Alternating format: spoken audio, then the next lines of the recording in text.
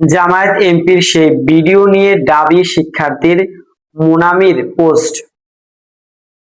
সাতক্ষীরা-৪ আসনের সংসদ সদস্য, জামায়াতে ইসলামী সংসদ সদস্য গাজী নজরুল ইসলামকে ঘিরে ভাইরাল হওয়া ভিডিও নিয়ে বিতর্কের প্রতিক্রিয়া জানিয়েছে ঢাকা বিশ্ববিদ্যালয়ের সহকারী অধ্যাপক শেহরিন আমিন ভূঁইয়া।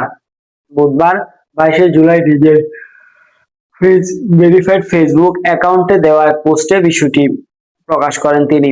ফেসবুকে তিনি লিখেছেন, 2 দিন আগে বলেছিলাম দায়িত্বশীল হতে হবে, 2 দিন পর আজকে ফেসবুকে ঢুকে দেখি জামায়াতের এমপি গাজী নজরুল ইসলাম এর আগে গত সোমবার 20শে জুলাই রাতে সাতক্ষীরা আসনের সংসদ সদস্য নজরুল ইসলাম তো এক তরুণীর সঙ্গে সিসিটিভি ফুটেজের কিছু দৃশ্য সামাজিক যোগাযোগ মাধ্যমে ভাইরাল হয়।